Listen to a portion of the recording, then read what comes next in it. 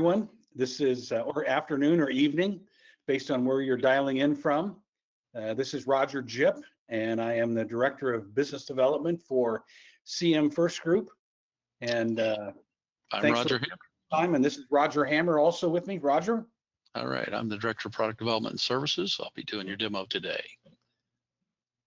And Roger looks good. He's got the headphones on and the glasses and everything, so he looks good today. So anyway, with that being said, let me tell you who we are and what our goal today is to give you some idea of who we are, what we do, and why it should matter. And we are all about analyzing and transformational processes for helping you with legacy applications.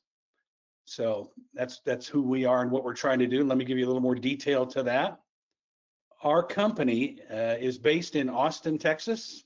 So I don't know if any of you have been to Austin before, but it's the heart and soul of Texas. And we also have some offices in EMEA and Vietnam as well. So we're a globally based company. And then we've also got a Central American Development Center. So we are a global business, even though we're not that large. Partners include Broadcom, IBM, PTC, and Fortran. So, and we've been longtime partners with all those folks and have good relationships. And so, if you know any of those folks, they're good partners with us. And we've got over 400 customers that we've helped since 2010. So we've got a lot of customers with a lot of different needs, a lot of different industries, and a lot of different personalities as well. So we are very good at working with different folks. As far as where we are and why to choose us for modernization, I don't know how many of you are in that journey right now of modernization and thinking about how do we modernize old apps, but our team is focused on that. We're focused on modernizing old applications. So we're used to touching apps that have not been touched in a long time. We've got people that understand how to look at those apps in a different way. And we're going to give you some different ideas of what to think about as well, so that you don't have to take people out of production mode and assign them to figuring out what to do with those old apps. We are experienced in the DevOps and Agile space as well, so we understand how to put together methodologies and how to drive application success and building those applications in a timely fashion. We do have a successful track record, so lots of referenceable and happy customers. And then I'm on the sales side of things, so I think one of the things that people enjoy the most about us is that we do fixed bids and we also guarantee our work. So you don't always hear about that in our space, so we're very proud of what we do and how we do it. As for why you folks are here, the three most common things we hear of with people that are trying to modernize legacy applications is, number one, the people that were working on those older applications have retired. They've moved on. They took all the expertise with them. Sometimes we haven't even thought about looking at those apps since they retired years ago, or sometimes they just left yesterday and didn't tell us about it. So we're all about helping out if you've got folks that have left and took all that expertise with them. Secondly, there isn't enough documentation. So you've got some documentation, maybe zero documentation, but a lot of those applications that are out there today don't have enough documentation to figure out where do we go from here? How do we make it better? How do we make some changes? If we want to rewrite it, what exactly are we trying to rewrite? And many times we don't know. It's just a black box that's out there. So a lot of times it's a documentation issue. And then lastly, companies are just going through changes, right?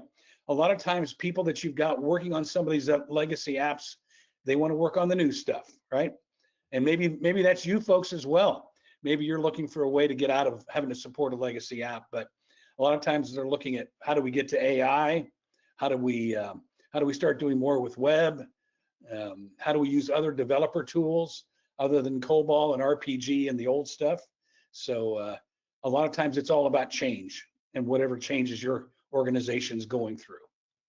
So with that being said, I'm going to turn this over to Roger to give you some of the technical parameters about who we are from a high level perspective on our technology, and then he's actually going to show you the product. So Roger, you can take it. All right. Yeah, thank you, Roger. Okay, so I'm going to cover our CM evolveIT tool set. We're going to talk about how the tools work a little bit, and I'm going to show you some demonstration of how you can get documentation and really begin a journey to work towards a modernization. So getting the tools in place, getting all the metadata in place is an important first step. So what you see here is, kind of core tool set at CM evolveIT.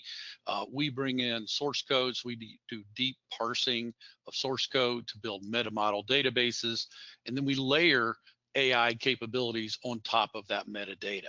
So that process of having metadata and AI gives us really strong information in order to begin that journey toward modernization. And you can see, lots of different possibilities for outputs here. So let's talk a moment about how does that kind of play into a modernization journey. Similarly, right, got to get code into database, give you the ability to analyze and understand that application. You got to look for all those entry points in the application. You might want to partition the application into groupings so that not many people wanting to do a big bang modernization. So you need to break up the application into addressable units that are executable so that you can begin that process of modernization, no matter what kind of modernization approach you're going to take. And then you're going to want to transform that code in some way. And you want to go to Java, .NET, whatever platforms you may be intending to get to, but having the ability then to transform that original legacy code into a new environment is obviously going to be key. Some of those things we're supporting directly, CA Plex, obviously we're getting to mobile environments, Linux, Windows, and Java, JavaScript, Angular, all those kinds of platforms are possible. All right, I'm going to actually jump into, before we get to that slide, I'm going to jump into the demonstration. And so I've got CM evolveIT up on screen here. This is our dashboard. This gives you kind of that first view of your application. After all of that process we call discovery is completed, all the parsing of the code, the building of the database, that puts everything in place so that then you can get into this dashboard view and begin to see at the front level here, what's in that application, how much. So in this case, we've got, little fewer than 800 programs. We've got some complexity metrics here, which is helpful. It's very high level, so it's a combination of all of the components in the application. You can see we've got the average and the maximum. And then we have total statements. So we're parsing code so we know exactly how many actual statements are there rather than lines of code. Copybook, so this is a COBOL application we're going to look at from the mainframe. So we've got copybooks and JCL and just a couple of tables. So let's drill down a level lower. There's another layer of statistics here that's available, so we can get things like application information in terms of difficulty, the copybook lists, small number of databases in this case, but you can drill down and see much more detail here. Parm cards, for example, screens, all those different elements within the application.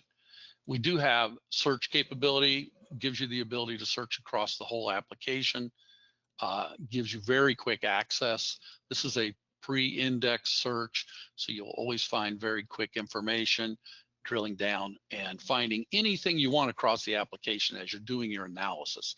And so finding information quickly is always important with a tool like CM evolveIT. All right, I'm going to show you another feature real quickly. So we've got the capability to run automation in the background. And this automation can do a number of things, but one of the things it can do is generate documentation. So this takes a little time. So I've got it pre-built here, and you can see a formatted report that provides for that program a listing of any parameters, in this case none, this is a batch process, copybooks, lots of those here, Any calling programs, again, this is the top level batch, so no calling programs. Called programs, 25 of those. And then we use the AI in order to build summary information for every paragraph within this program. And you can see, each of those paragraphs is going to be detailed. Okay.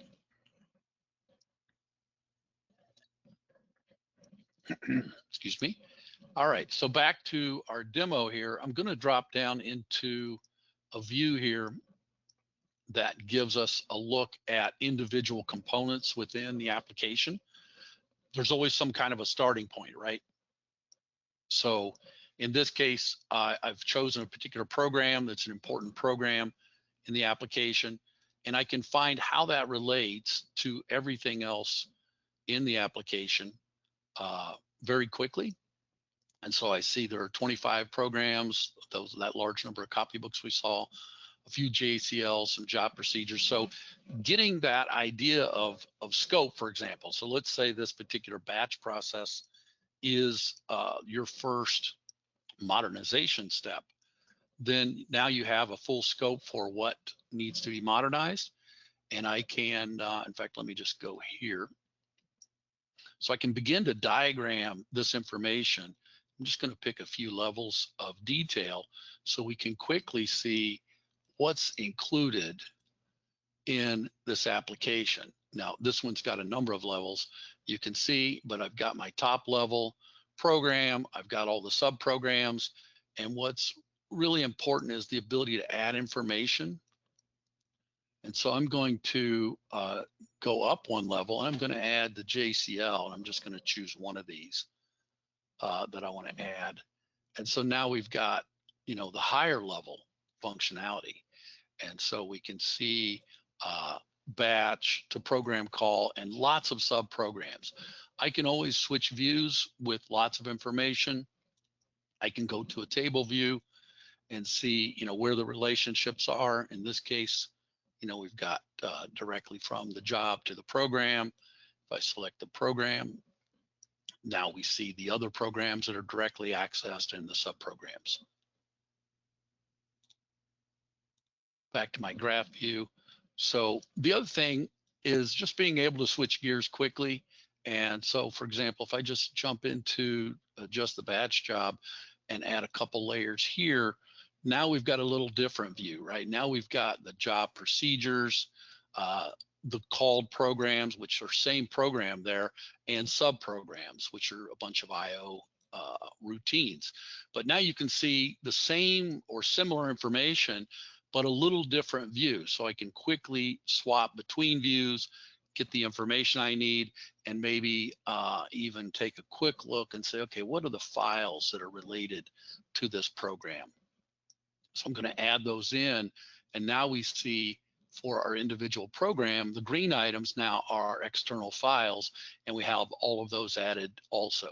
So creating a scope, documenting that scope, and being able to share that information is critical, whether you're at the very front end of the project where management is asking you to prepare a project plan or a scope so you know exactly what's included, or as you get into the project to do that detailed analysis and drilling all the way down to the source code.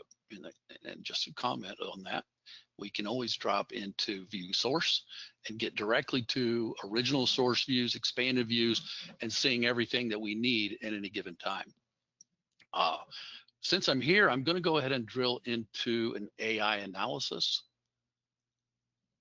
And so our AI analysis capability, as I said, is layered on top of the capability of our interactive analysis based on metadata. So that metadata gives us that factual foundation, and then we can layer the AI on top of it to get just about anything we want. We have a number of different LLMs. In this case, I've got a couple here available, but we've got a standardized API to get to and define any LLM you'd like to work with. We've got built-in prompting, and you can see I've got a number of prompts that I can choose from that are all built in. I've also got the ability to go into chat mode and just interact and ask questions about the source code, or I can go to custom prompts and I can customize and build my own prompts, and I can load them and save them directly from my desktop. So I have a lot of flexibility for doing this work. I'm going to run a quick explain this COBOL source. And so we'll just run that explanation, and it'll take a little bit. It's a little slow, I noticed this morning on the ChatGPT 4.1. But what's going to happen is it's going to give us an overview, and it's going to provide us what we want from this overview, just a text description helping us to understand the application. While that's running, I'm going to share a couple other things. So I pre-built and just copied out some business rule information. So this is a set of business rules that were built using the AI, and I was able to extract that into a Word document. And so I've got a listing of business rules, lots of detailed information with conditions, dependencies, example information, and then each of those business rules is formatted in the same way, so I know exactly what I'm getting and can work with that data. In addition, I've also got something we call data lineage.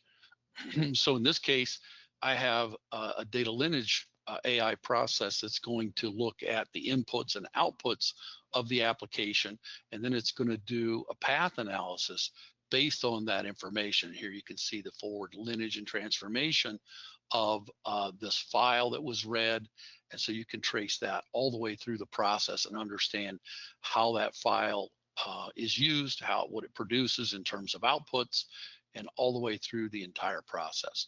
And every time you run this AI, at the end, you typically get a summary. So this is sometimes not a bad place to start, to go and read through the summary and find out what exactly is this doing, just in a quick view, rather than drilling through all those details.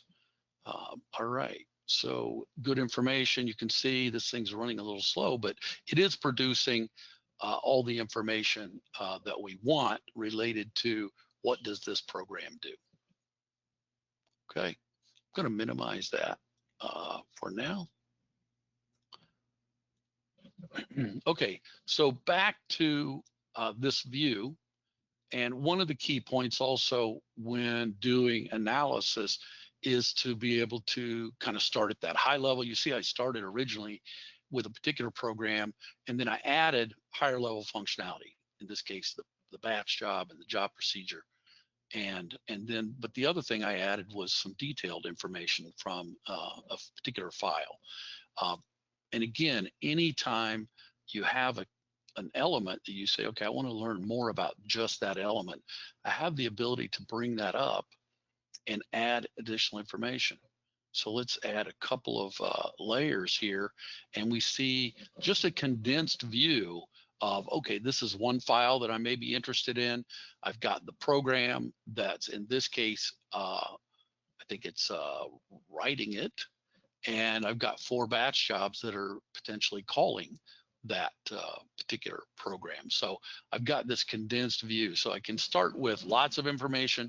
I can condense it down to just a few things that I'm interested in. The other thing just to share is lots of functionality here for sharing this information. We can export to CSV, Excel, PDF, Draw.io. So if you're familiar with Draw.io, that's a format that I can export to, and then I can open this diagram in Draw.io and modify it. That's important as you begin to make changes to your application or in the modernization, if you want to annotate those diagrams to share about the scope and the context for that modernization. All right. You can see as I close things, I can minimize them, I can bring them back up. My AI is, for example, it's still there, still working. I've got my diagrams out there, still working and available, and I've got my code viewer. So I've got all the elements that are available to me that, so I have kind of that state of my analysis always available. I might mention here that while you're in source code mode, you can, of course, search within the source code also and find anything you would like, along with that view that I gave you earlier of accessing the top level search across the entire set of functionality. All right, we talked a little bit about evolveIT, which is our automation tool. We've got our AI feature set. I'm going to talk a minute about summary. So this is an interesting aspect of the tool that gives you the ability to understand what are the summary information about your entire application. And so I've got a summary here. And so let's take a look at it. And so I've got a number of summaries. I can take a look at any one of these. So I can open up the list of summaries. I can edit them. I can save them and put them back. But if I go back into my source code view, every time you open a program, that AI summary is always available. So I've got this, instead of reading thousands of lines of code, if I'm a business analyst, I just maybe need to know, what is this program doing from a high level? And now I have that summary that helps me understand it. And then, of course, I can drill down into any level of detail that I'm interested in. All right. I think that really covers the breadth. Obviously, we've got a more detailed data lineage functionality. We have lots of interesting object management and business terminology capabilities, along with the standard user management kinds of capabilities, so that you can manage all your users and have them access the databases that they're interested in, need to use. I think that covers pretty much everything at this point. I will, let me bring back up the screen.